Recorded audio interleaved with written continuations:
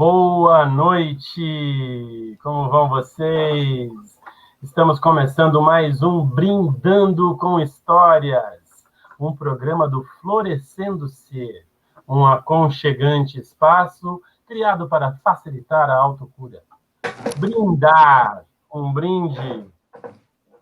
Vocês aí, boa noite, Nivanda. Boa noite, Dan. Um brinde, boa noite. Boa noite, saúde. Boa noite, Giane. Boa noite, saúde a todos. Brindar nos lembra ótimos momentos de comemorar, compartilhar bons sentimentos, saúde, sucesso e, acima de tudo, agradecer o encontro.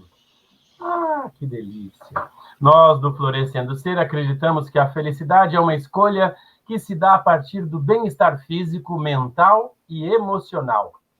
Como alcançar esse bem-estar? Através do que é leve para você. Querem mais leveza do que uma bela história? Quantas vezes relaxamos, nos deixamos levar por um livro, um filme, uma história? Sim, é isso mesmo. Nós aqui do Florescendo Ser escolhemos que até o próximo dia 18 de novembro, o nosso Brindando com História será semanal.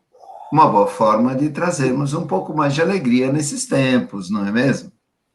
A cada semana teremos um convidado, uma convidada, que irá conversar conosco sobre um tema apresentado com a magia e a leveza de uma história. Hoje temos a nossa amiga e companheira Giane Moraes Neres, psicóloga clínica e neuropsicóloga. Gratidão, Giane, por ter aceitado aí o nosso convite. Que bacana. E vamos conversar com ela hoje sobre a importância dos contos de fadas e contos de encantamento na vida das pessoas. Boa noite, Giane. Seja bem-vinda ao Brindando com Histórias e ao Florescendo Ser. Obrigada a todos pela oportunidade. Me senti lisonjeada pelo convite. Faço votos que seja um bom brindamento entre nós e para todas as pessoas que estiverem aqui presentes nos assistindo nessa noite. E como diz o nosso programa, Brindando com Histórias, um brinde. A nossa brinde! Um brinde! Saúde, obrigada, gente. Tchim! Obrigada a todos. Tchim, tchim. Só não podemos beber muito, senão vai ter que sair correndo para ir fazer xixi daqui a pouco. É quase isso. Realidades. Vamos lá, minha gente. Vamos começar, então? Vamos. Bom, gente, todos sabem que o mundo das histórias me encanta tanto, que eu escolhi fazer uma especialização nessa área. E, atualmente, eu estou desenvolvendo pesquisas e estou para promover um curso chamado O Poder das Histórias. Era uma vez. Essas palavras ainda abrem o portal para o mundo dos sonhos, do encantamento, onde tudo é possível, onde nós nos tornamos mais corajosos, mais felizes, independente da idade, viu, gente? Eu até hoje me encanto ao ouvir uma boa história, e você? O conto nos possibilita uma viagem cheia de surpresas para dentro e fora de nós. Para o nosso encontro de hoje, com a Giane, nós escolhemos um conto muito conhecido de todos. Mas eu vou dizer para vocês que é um dos contos que mais foi recontado, que mais tem versões, sabiam? Ele tem muitas versões. Mas hoje nós vamos apresentar a versão de 1697. Estão preparados? Com vocês, a versão que o Charles Perrault, lá na França, apresentou da história Chapeuzinho Vermelho.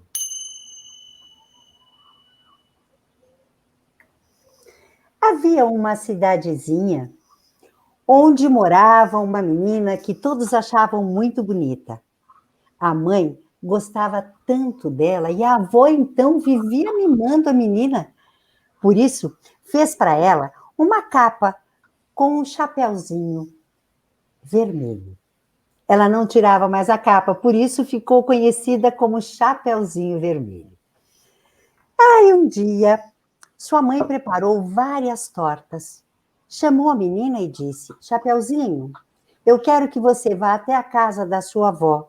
Ela não está passando muito bem. Leve uma das tortas que eu fiz e também um pote de manteiga. Chapeuzinho se preparou e partiu para a casa da avó. Quando atravessava o bosque, ela encontrou um lobo. Quando o lobo viu Chapeuzinho, que vontade de comer a menina, mas teve que se segurar, porque existiam lenhadores trabalhando na floresta. Então, o lobo se aproximou e perguntou aonde ela ia. A pobre menina, muito ingênua, respondeu: eu vou à casa da minha avó, que ela está um pouco doente. Então o lobo quis saber: e onde mora a sua avó? A menina explicou: olha, lá na frente, tá vendo? Depois daquele moinho, lá na frente, tem uma casa, é a primeira casinha da cidade. Ah, muito bem. Então o lobo propôs: eu quero também conhecer a sua avó. Vamos fazer uma aposta? Eu vou por este caminho e você vai por aquele. Vamos ver quem chega primeiro?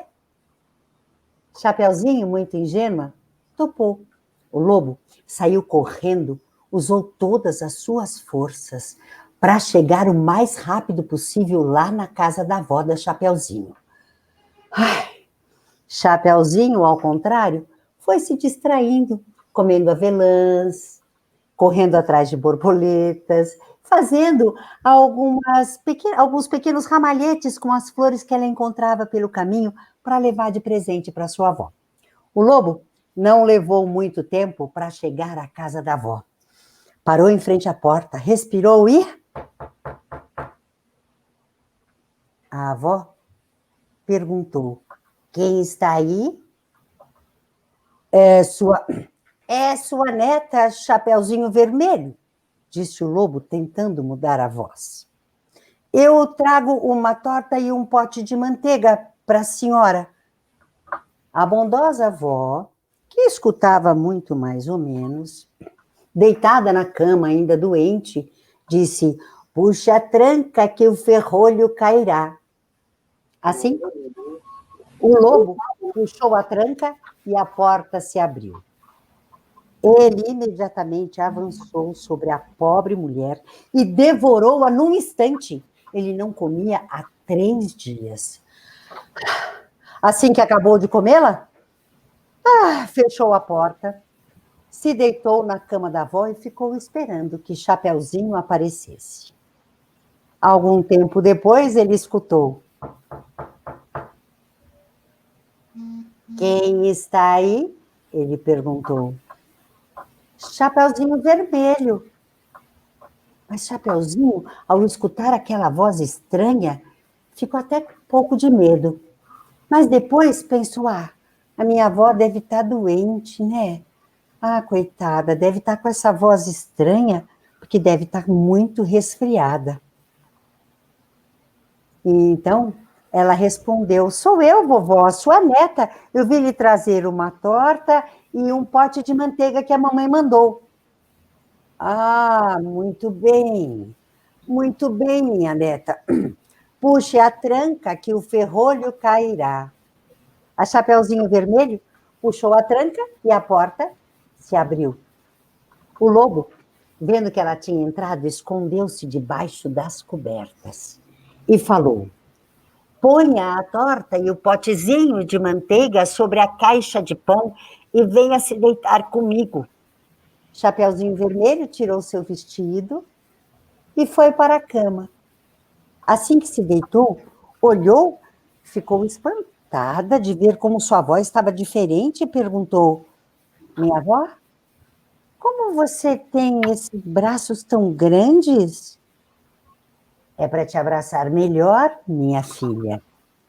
Minha avó, como é que você tem essas pernas tão grandes? É para correr melhor, minha filha.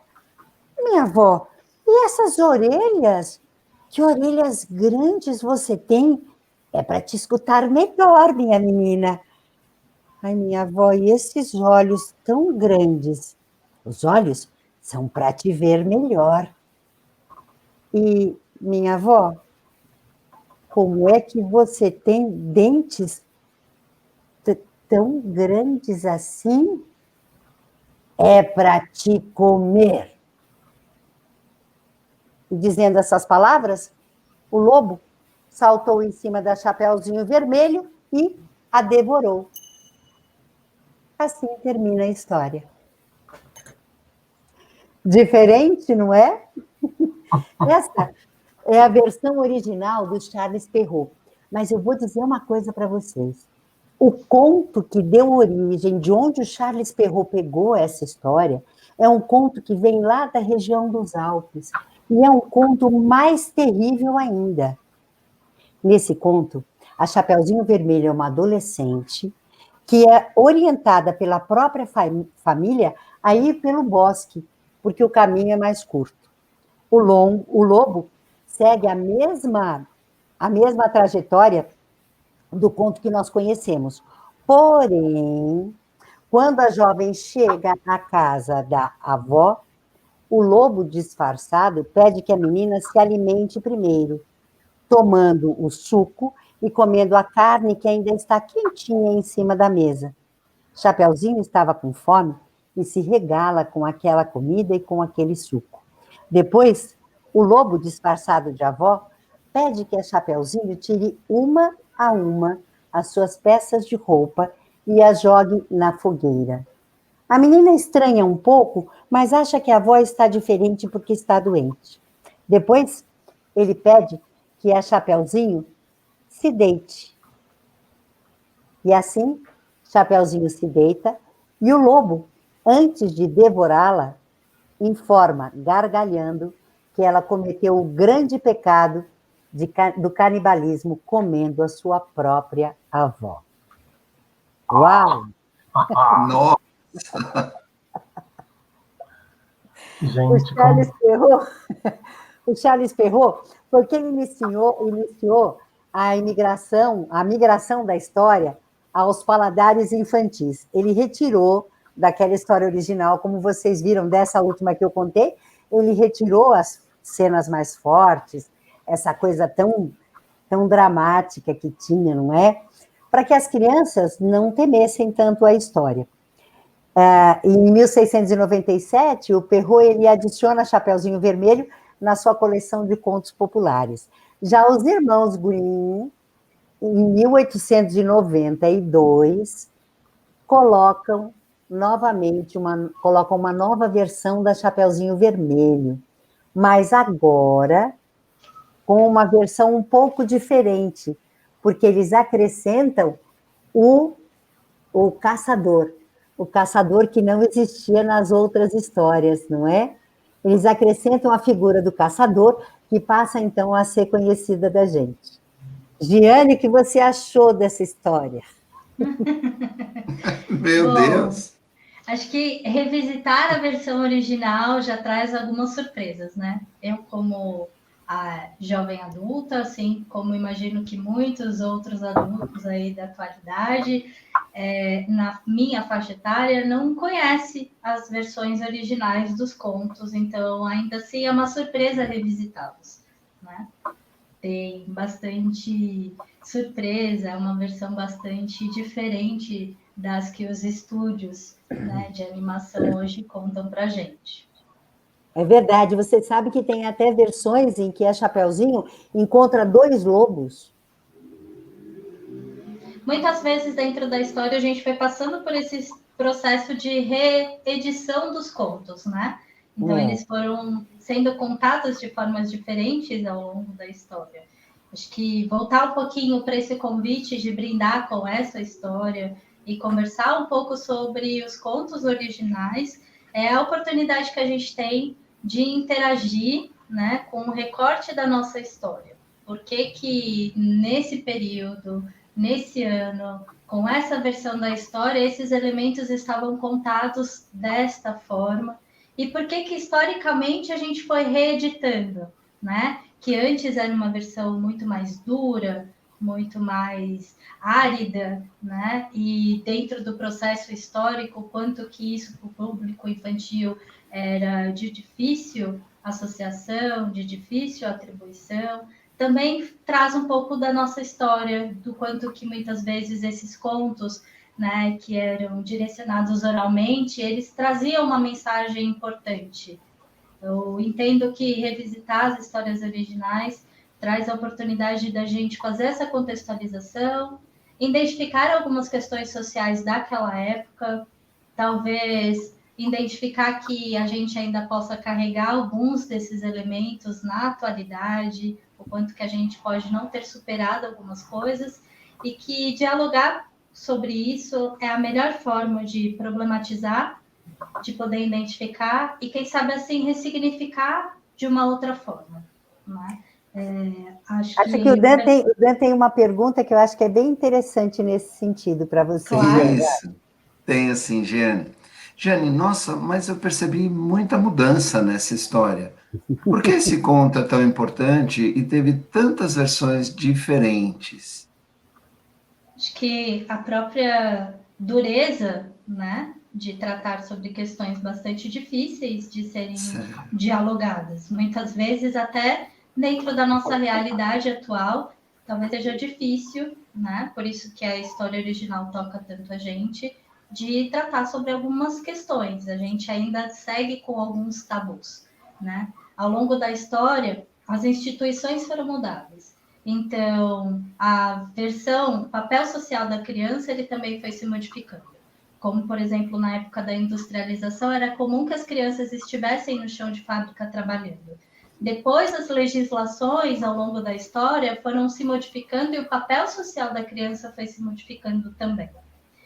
Dentro das versões originais, me parece que sinalizar uma jovem moça, né, de que o perigo do bosque, né, dos malfeitores como o lobo, acho que simbolizando através do animal lobo o que há de mais primitivo, também significava que naquela época já existia-se, né, perigos sobre uma jovem, sobre uma criança, o aspecto de trazer sobre as questões, né, de beleza da Chapeuzinho Vermelho, quanto que ela chamava atenção.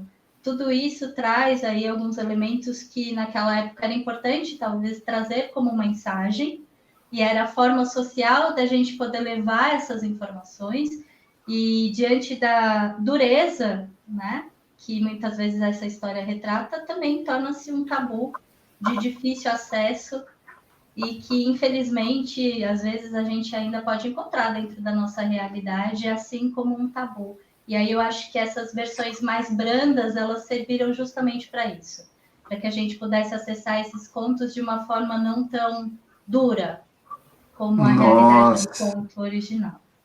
Que interessante, realmente é bem isso, né?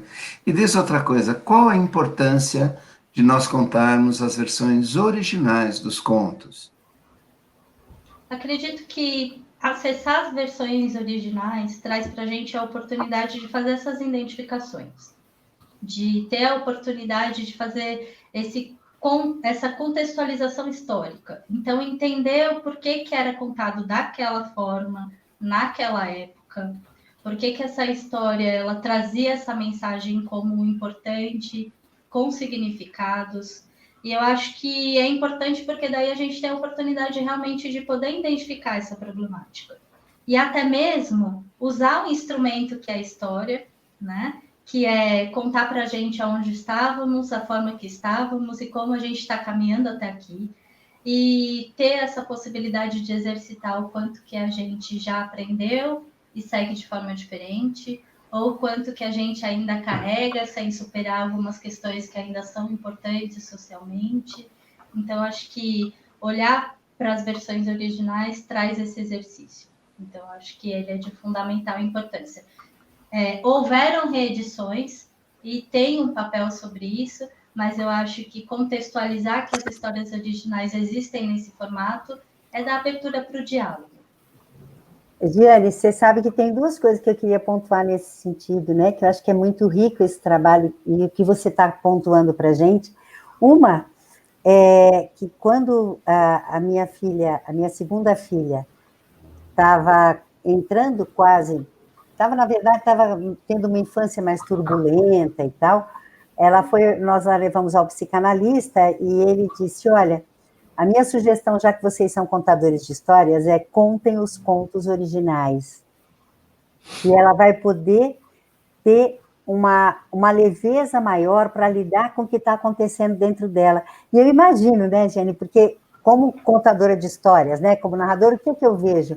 Eu vejo que muitas vezes você conta um conto para a criança é um alívio ver que aquele sentimento que toda a sociedade coloca como maldade, num peso tão grande, existe. E existe naturalmente na história. Tem um personagem que ela pode se identificar. A inveja é um sentimento natural que existe e que existe na história, e ela passa a se identificar sem o julgamento, né?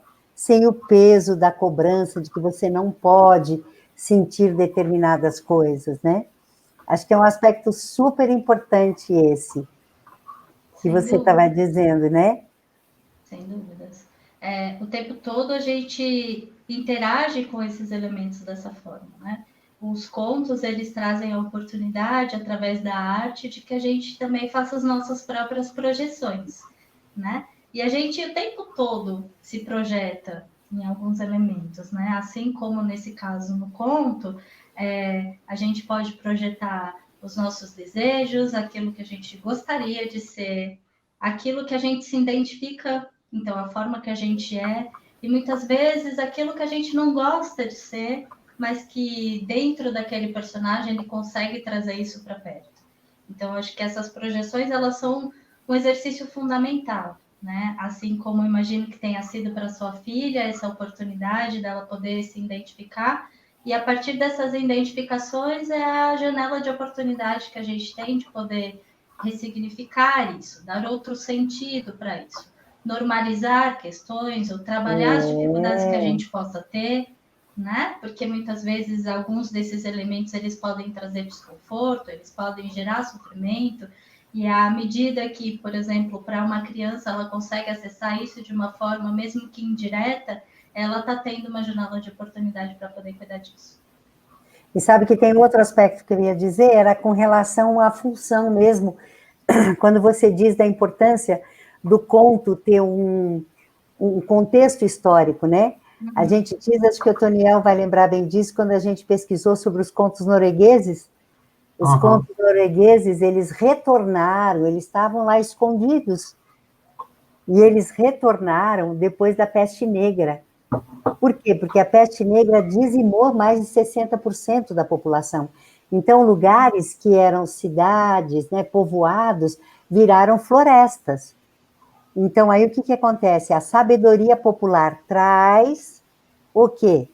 Traz novamente a figura do troll, né? Traz novamente a figura do gigante da floresta, que você não pode andar sozinho no meio da floresta, porque você pode encontrar o troll. Então, aí ressurgem esses contos, né? Bem interessante isso. Tem um comentário da Nereide aqui que eu acho que bem interessante também, que ela fala que através dos contos de fadas podemos clarear os conceitos da nossa sociedade. Eles, como vocês estavam falando, eles retratam um conceito histórico, né, de quando ele foi escrito, e as adaptações são feitas exatamente para falar sobre um contexto histórico daquela época que foi feita a adaptação, né? Ele acaba retratando bem o conceito da sociedade. Isso vale para todos os contos, eu acho, né? Sem dúvidas. Isso é muito interessante. Agora, me diz uma coisa, Giane. Um conto de fadas ainda mexe com os adultos, né? Eu estava vendo, tem até uma gravura que eu vou pôr aqui, ó. Tá vendo? É uma gravura mais moderna. Você vê que até a Chapeuzinho Vermelho está de mochilinha ali nas costas e tal. Uma coisa mais contemporânea, mas é uma coisa meio assustadora, assim, né? E ele mexe, o conto de fadas mexe com os adultos. A gente está falando das crianças, que ele é para criança, para menino e tal, mas por que ele mexe com a gente, que é adulto, quando escuta uma história, um conto de fada, principalmente um original, assim? Sem dúvidas nenhuma. Eu acho que o tempo todo a gente é mobilizado por esses elementos e os contos de fadas têm potencial de mobilizar as pessoas independente da idade que elas possam ter. Acho que um exercício muito próximo é depois de que cada um que tenha ouvido essa narrativa que a Nivanda fez, o quanto surpreso, o quanto acolheu isso, né? Como a nossa própria reação. Uau, olha só, então, isso mobiliza a gente. Eu acho que o nosso exemplo mais próximo é o que a gente teve há pouco tempo que passou, né, no final da história. Tem esse potencial justamente porque a gente se projeta, porque a gente tem essa possibilidade de poder se projetar naquele personagem, de fazer algumas identificações. E isso, o exercício da arte, ele vai trazer independente da idade que a gente tenha. Talvez os mais reeditados contos, eles mobilizam, talvez com um pouco mais de brandura, os adultos, porque eles já têm uma versão muito mais leve, onde o papel da criança nesta sociedade, neste formato, já é outro, né? Então, muitas vezes, as informações ou a mensagem que o conto original trazia, nessas novas versões, eles não aparecem, ou eles aparecem em pequenas nuances que a gente já vai cada vez mais reeditando e trazendo, né? E os originais não, eu acho que pela dureza da originalidade desta versão, eles têm uma mensagem muito clara, né? E se sentir impactado por isso é ter a oportunidade de estar sentindo e interagindo com esses pontos nessa perspectiva, às vezes mais dura, mais rígida, e o tempo todo a gente está interagindo com isso, é muito comum. Não tenho dúvidas que os contos originais, eles mobilizam todo mundo, independente da idade. Exatamente, tem até uma observação. Gente, eu estou até emocionada, que eu tenho uma grande contadora de histórias aqui, grande Alice Bandini, grande, maravilhosa, fazendo um comentário super importante. Ela está falando assim, ó, o que gosto nesses contos são as abordagens dos conflitos humanos e onde podemos perceber que, apesar das dificuldades, há caminhos para superarmos as dificuldades, assim como na vida real. Que lindo, e você sabe que a Alice sabe disso também, a Fanny Abramovic, né, que é escritora, ela tem um trabalho lindo de estudar os contos de fadas, e ela diz que, às vezes, os adultos, é isso que a Giane estava comentando também, às vezes a gente se identifica com um personagem que não está passando, e está passando, a gente passa a mesma coisa que ele, como né, toda essa dificuldade de ser traído, de perder o trabalho, toda essa dificuldade de não ser compreendido, mas é isso mesmo que a Alice falou no final, tudo passa, tudo se resolve, né? Então, esse acolhimento do conto de fadas é muito interessante também, né? Exatamente. A Norimar está falando aqui, né? Ó, deixa eu até colocar o comentário dela, assim, ó. Assustei com o original. Né? E é engraçado, né? Essa coisa do contexto histórico, né? De quando o conto foi escrito, como ele foi escrito, né? Eu e a Nivanda estamos assistindo uma série que retrata a época de 1760, mais ou menos, né? 1750, começou em 1740, já está em 1770. E assim, é engraçado porque a Nivanda, quando chega umas cenas violentas, assim, né? É aquela coisa da guerra, a Inglaterra com a Escócia, um pouco antes da guerra da independência dos Estados Unidos, ali também. Então, assim, o pessoal vem, corta a mão do outro, ou corta o pescoço, arranca um olho, e a Nivanda fala, não vou ver essa parte, você só vai me falando o que está acontecendo e tal. Mas é engraçado, assim, porque isso, na época, não é que era uma coisa natural, eles eram assim, né? Se lutava com espada, não era uma coisa de guerra. A barbárie, né? Essa guerra tecnológica que a gente tem. Um cara aqui aperta um botão e explode um negócio do outro lado do mundo. Era uma coisa assim, espada com espada. Então, era essa coisa de você matar o outro ali essa coisa mais sangrenta, violenta, o lobo comer a Chapeuzinho, era uma coisa natural. Eles conviviam com os animais ali, ó, do lado de fora da sua casa. Eles moravam todos em florestas, vamos dizer assim, né? A floresta era do lado. Então, era uma coisa bem, bem legal, assim, bem legal para eles, né? Para mim, não é.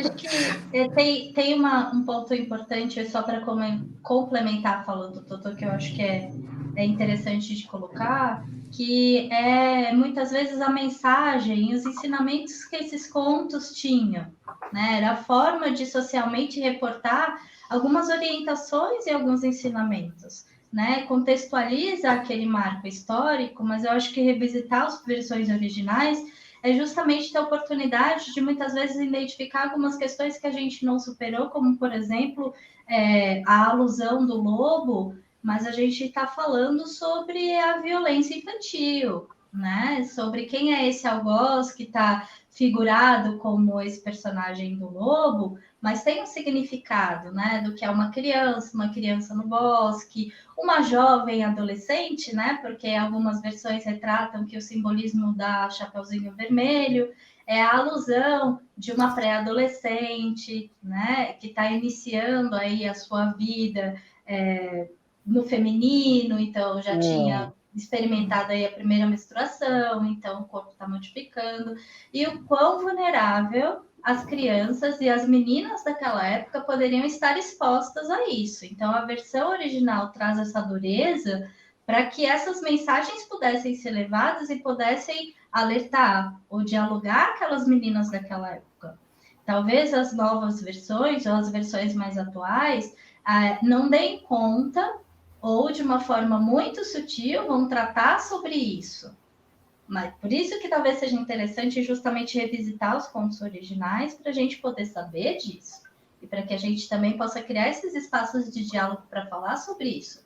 Afinal, infelizmente, a gente ainda carrega essas problemáticas socialmente. Só que tabus, muitas vezes, a gente não dialoga sobre eles, infelizmente. Ô, Giane, você sabe que você me lembrou um trabalho. A gente tem uma filha que trabalha num grupo feminista. E esse conto é muito atual, por todo o problema que as meninas passam dentro da universidade. É uma loucura a questão do abuso, a questão do desrespeito com as meninas dentro da universidade, o assédio que elas sofrem no campus, porque à noite, estudam à noite e passam por lugares, vamos dizer, escuros. Obscuro. Incrível, né? Que eu acho que também é associada a essa história de estar no bosque, né? Do quanto pois que eu me lembrei agora. Historicamente, eu acho que também tem um papel dessas novas versões que foram reeditadas. Como, por exemplo, os autores que você trouxe, né? Os irmãos Grimm. Porque na época deles que foram reeditados, a gente também passou por transformações sociais. Afinal, um é em 1600 e algumas coisas, o outro passa a 1800, a gente tem um salto histórico, né? E que momento era esse? 1697, 1892 os Green vieram depois. E essa reedição traz a oportunidade de que os caçadores, né, foram os heróis, eles conseguiram salvar a Chapeuzinho. Socialmente, o papel do homem como salvador e que existia a solução, e esse fim mais digestivo, né, onde a gente consegue digerir, dialogar sobre isso, porque, no fundo, é importante ter a esperança de um final melhor, né? Mas também, historicamente, nos contos de fadas tem esse papel, e essa versão agora mais atual do herói, né? Exatamente. E quem é esse herói que executa isso? E tem uma coisa... Opa, desculpa. Não, Canivando, um tempo atrás, numa das lives que a gente fez, ela estava contando, né, que quando os Green lançaram a Branca de Neve, né, a madrasta da Branca de Neve, no conto que a gente conhece, é a madrasta, né, que casou com o pai, porque a mãe morreu e tal. Mas isso foi escrito 12 anos depois do original deles, que era a madrasta, não era a madrasta. Quem matava, quem ia atrás da Branca de Neve, mandava o caçador ir atrás, era a mãe dela. Mas pelo contexto histórico, né, a igreja e tal, eles tiveram que, depois de 12 anos, alterar essa história, porque a mãe era o esteio da família, né? Então, como é que ia sustentar isso num mundo católico, vamos dizer assim? Né? Não podia, né? Falar que a mãe mandou matar a filha porque tinha ciúme da filha. Então, põe a madrasta ali, e aí... E é um universo riquíssimo, né, Jeane? A mulher, você trabalhar uma questão como essa, da própria mãe, é um universo riquíssimo, né? Você já pensa na depressão pós-parto, você já pensa num monte de coisas que você pode enveredar, não é? Bom, A Alice ainda coloca mais uma coisa aqui, ó. Infelizmente, há muitos lobos ainda por aí. A história liga uma antena em quem ouve, é isso mesmo. A gente ouve uma história da Chapeuzinho, aí você vai conversando sobre a história, né? A Nereide também comenta que ó, os contos de fadas são aprendizados constantes e atuais, e que podem introduzir muitos diálogos, isso mesmo. Agora, falando em introduzir diálogo, em conversa, você, Giane, eu estava até colocando agora há pouco aqui, você é psicóloga clínica e neuropsicóloga. Agora, sim, diz para a gente aqui, para o pessoal que está vendo, qual é o seu público, né? Você atende criança, adolescente, adulto, como é que é isso? Majoritariamente, na minha atualidade, são adultos, né? É o meu público majoritário aí na clínica. Atendo adolescentes até a fase do envelhecimento, a envelhecência, né? Como dizem, porque todos estamos aí na fase de envelhecer constantemente. Majoritariamente é esse público. Trabalhei alguns anos em instituição, organização não social. Então, trabalhei na área da deficiência, especificamente com a deficiência intelectual, com muito respeito à área da deficiência, que me engrandeceu muito. Infelizmente, o público da deficiência intelectual ainda não é um público que está acessando a clínica, né? O serviço da psicologia de forma individual ainda está sendo muito institucionalizado. Pelo menos essa é a minha experiência, mas também atendo esse público, né? E adolescentes, não atendo a área infantil, não é o meu público-alvo. Que legal. Estou passando aqui, ó. Eu vou deixar depois na descrição, né, nos comentários, os contatos da Giane. Vai estar no nosso Facebook, vai estar no nosso canal do YouTube também, e no canal do YouTube do Brindando com Histórias. Eu vou deixar todos esses contatos aí para vocês. Então, tem aqui o Instagram, tem aí, tá passando o Facebook, tem também o e-mail da Giane. Quem quiser entrar em contato com a Giane, é só mandar uma mensagem para ela que ela abre um espacinho na agenda ali. Giane, eu vi que você hoje não é o seu público maior, o público infantil, né? Mas pela sua história, trabalhando com crianças, principalmente nas organizações, nas instituições que você trabalhou, de que forma que os contos podem ajudar, podem ser importantes para pais, professores, avós, na educação, na formação da criança? Bom, acredito que pode ser um instrumento muito rico essa oportunidade de trabalhar com essas histórias, com os contos infantis. Primeiro porque a gente acessa a possibilidade de entrar no universo do lúdico que todo mundo carrega, né? Então, as crianças estão aí em ascensão dentro desse universo, que é uma linguagem mais lúdica, onde a gente consegue acessar o mundo infantil com mais oportunidades. Então, acho que por si só os contos se justificariam por isso, por essa oportunidade. Pode ser importante porque você tem a oportunidade também de identificar algumas questões, trabalhar algumas mensagens ou ensinamentos através dos contos. Por exemplo, o que a gente estava discutindo dos contos originais e o que eles carregavam sobre mensagens. Então, o que eu acho que é sugestivo nesse momento é que as pessoas participem, consumam junto, né? Que elas acolham junto a experiência dos contos, seja assistindo junto, seja lendo junto e dialogando o que a criança entende sobre aquilo, o que ela absorveu, qual foi o personagem que para ela fez mais sentido, o que ela se identificou. por que ela está entendendo dessa forma, e assim você também tem essa oportunidade, essa janela aberta de poder instruir, de poder conversar, de poder se aproximar. Eu acho que esse é um exercício fundamental do diálogo na construção do sujeito em qualquer idade, fundamental na fase infantil. Então, acho que os contos, eles podem auxiliar justamente nesse processo de construção. E que a gente, assim, tenha a oportunidade, através da nossa projeção, de trabalhar com as nossas emoções, com os papéis que a gente carrega dentro de si. Eu sempre converso que dentro de cada um cabe o universo, né? Então, a gente tem um pouco de tudo, dadas as devidas proporções para cada um.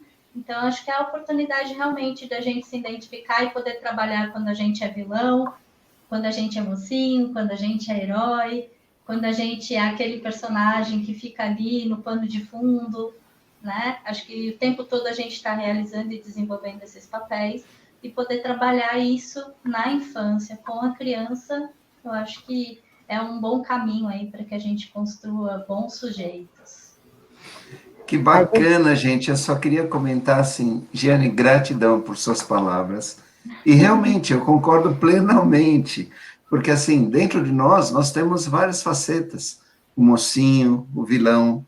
Nós temos isso dentro da gente naturalmente. Depende, como dizem, né? Você tem dois lobos dentro de você. Um que é branquinho e outro que não é tão branquinho. Vai de qual você está alimentando. Então, através do conto de fada, neste caso, dá claramente para você introduzir, através de um atendimento, seja na área da psicologia, da neuropsicologia, fazer um paralelo onde a pessoa consegue se projetar para isso, de uma forma muito simples e muito tranquila. Nossa, que legal, adorei. Obrigado. Giane, eu acho que é isso. Agora, completando um pouco, eu tenho esse trabalho que eu tenho feito agora sobre o poder das histórias, é colocar muito mais que uma história não precisa ser contada somente por um narrador. Se você estuda, você se apropria de como contar uma história, ela pode ser um instrumento muito interessante no seu dia a dia, né?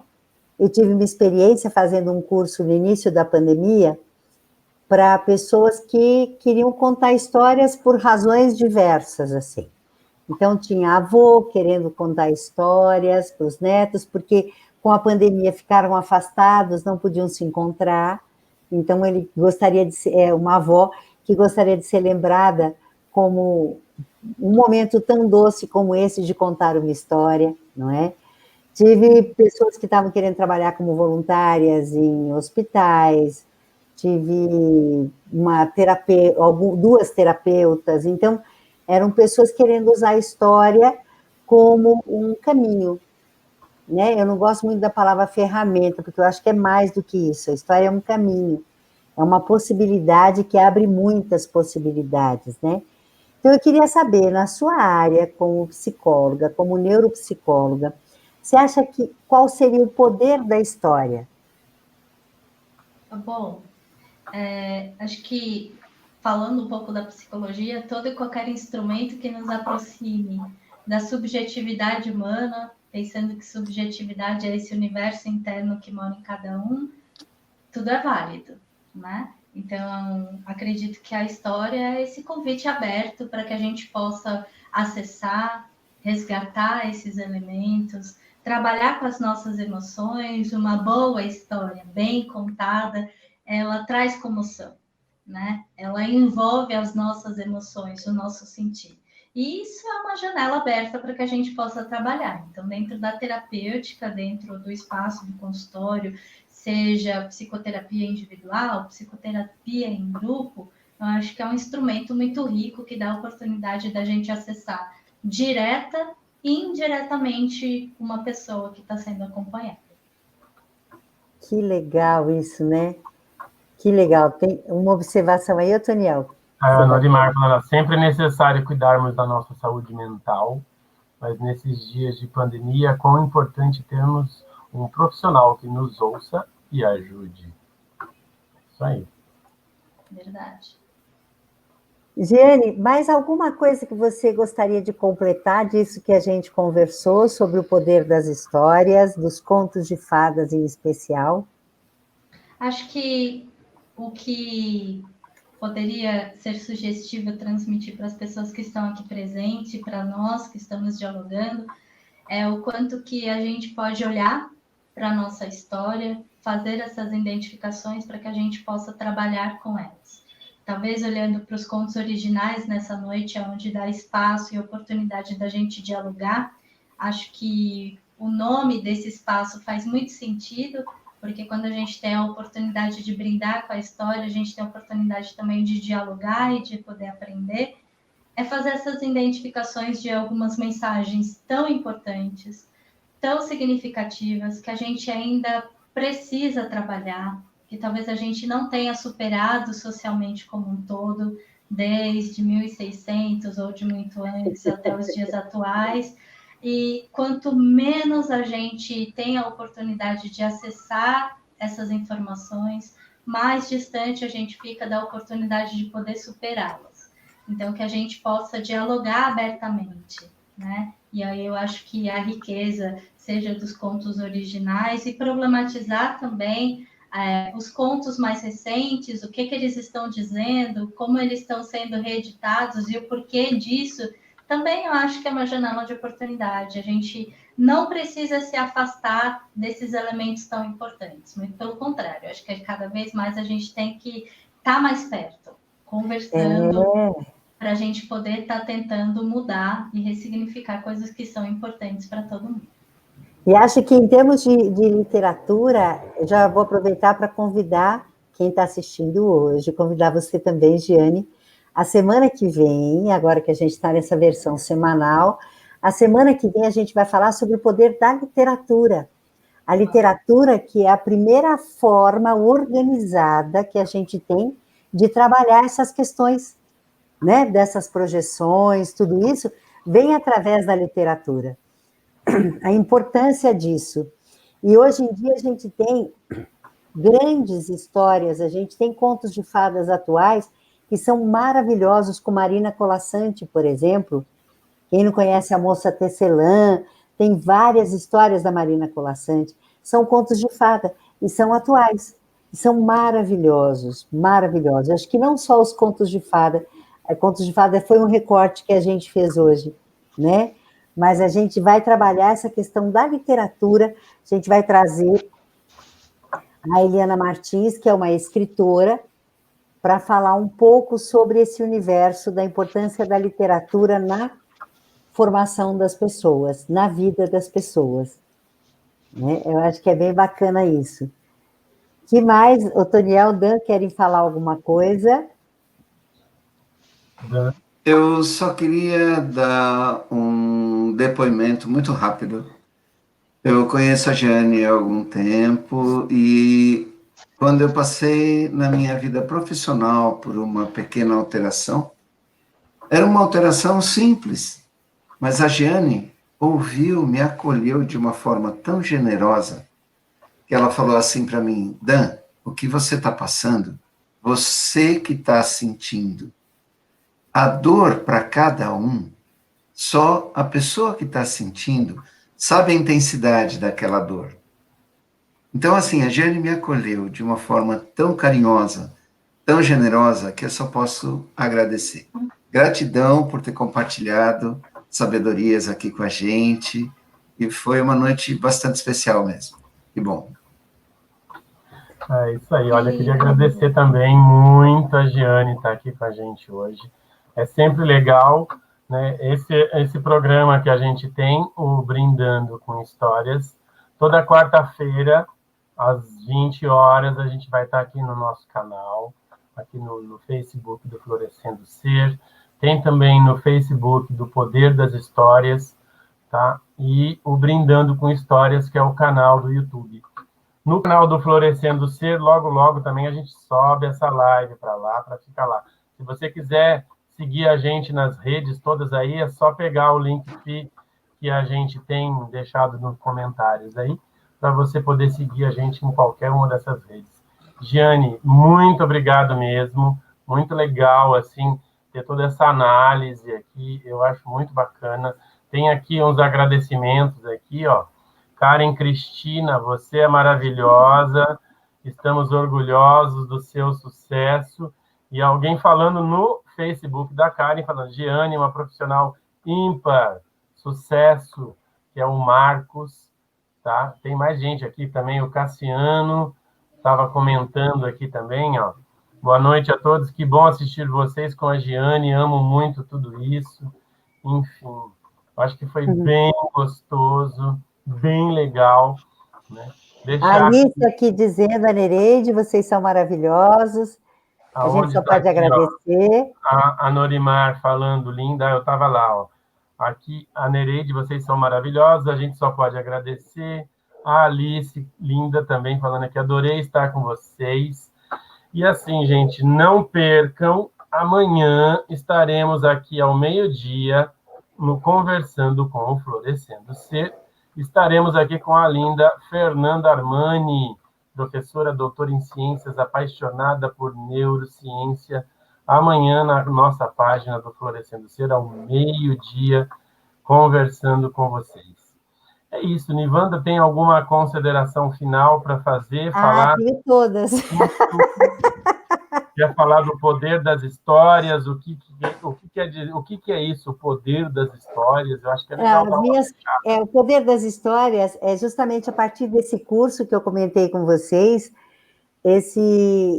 acabou virando um projeto, na verdade, de oferecer essa possibilidade de uma formação em narração de histórias para quem quer usar a narração de histórias na sua vida, né? Não necessariamente para contar histórias profissionalmente, como eu, por exemplo, escolhi, mas para contar histórias na sua vida, para o seu neto, para contar histórias no seu trabalho, para contar histórias nos hospitais, enfim, como quiser trabalhar. E aí eu comecei a fazer esse trabalho sobre o poder das histórias, e é um universo fantástico, fantástico, a cada dia uma descoberta nova, a cada dia um trabalho novo, é muito, muito legal, e eu estou compartilhando isso, né? Eu acho que o legal é falar assim, né, que essa coisa do poder das histórias, como é que você pode, você profissional de qualquer área, não precisa ser um narrador e nem ter vontade de ser um narrador, mas como você pode usar a história dentro da sua profissão, né? Como a Giane pode usar a história dentro da profissão dela, como nós, atores, ou também terapeutas, né? Eu acho que existe uma coisa, Toniel, super importante, que é, através da história, você tem a possibilidade de extensão do diálogo, né? O diálogo, a palavra que é o instrumento de mediação do homem com o mundo. E o quanto que uma história te dá a oportunidade de exercitar o poder da escuta, enquanto uma história te dá a oportunidade de olhar para o outro, de perceber os seus próprios sentimentos e os sentimentos do outro. Giane, gratidão enorme por participar hoje. Muito, muito obrigada. Eu adorei ter você pertinho. Eu já disse isso, estou dizendo de novo. Tem gente falando, ó, hashtag vem de novo, G. G, você precisa voltar. Olha só, dá uma olhada. Nossa, eu que agradeço a oportunidade de estar aqui com vocês nessa noite. Eu espero que tenha sido um bom momento para todas as pessoas que estiveram presentes aqui com a gente. Queria aproveitar para poder compartilhar aí a indicação que eu acho que subsidiou um pouquinho de estar aqui conversando sobre isso. Eu acho que dentro da psicologia tem muitos trabalhos falando um pouco sobre a importância dos contos, mas eu conheci um artigo que eu achei muito legal, que é Os Contos de Perrault, Imagem de Mulheres, da Anete Abramovic, está na Cielo, que é um portal de artigos publicado, de fácil acesso, então quem quiser estender aí a leitura e olhar um pouquinho para o que a gente tinha levantado, fica a indicação. Queria agradecer essa chuva de boas energias, de carinho. Obrigada pela oportunidade de ter me convidado, me sinto lisonjeada de estar aqui, a confiança de estarem aqui, das pessoas que estão acessando e nos ouvindo nessa noite. Com certeza saiu transformada e diferente desse diálogo. Eu acho que esse exercício ele é sempre enriquecedor, então, para as pessoas que estão nos ouvindo e nos vendo, se se dialoguem e conversem sobre as próprias questões e as questões sociais. Eu acho que é fundamental para que a gente tenha uma boa saúde mental. Que lindo. A gente já falou, gente, quem está falando para a Giane voltar, nós já vamos agendar um Conversando com Florescendo Ser com ela. Exatamente. Eba! Devo confessar que estou debutando nessa noite, nesse formato. Já tive muita experiência na troca do coletivo, na troca em apresentação, em grupos, em cursos, enfim, mas sempre presencialmente. Sei que o momento aí, o contexto social tira a oportunidade, mas a gente também está experimentando novos formatos. Estou debutando nas lives aqui, no ao vivo, nesse formato aí de interação, então agradeço aí o convite. Olha, o pessoal vibrando com o convite aqui, ó. Uhul! Vem, Giane. Hashtag vem de novo. É isso mesmo. Bom, pessoal, uma boa noite para vocês. Espero que tenha sido beijo. Uma conversação. Giane, espera a gente, tá? Vamos só despedir deles, a gente já conversa com você. Combinado. Um beijo no coração de vocês. Não esqueçam, Brindando com Histórias, semana que vem, a gente vai estar aqui com a Eliane Martins, tá certo? Conversando Eliana às 8 Martins, horas da noite. Oi? Eliana Martins. Eliana Martins, às 8 da noite. E amanhã, ao meio-dia, com a Fernanda Armani, no Conversando com o Florescendo Ser. Uma boa noite a todos. Muito obrigado pela participação de todo mundo. Um beijo. Boa noite. Obrigada, e obrigada. Até já. Obrigada. Tchau, tchau.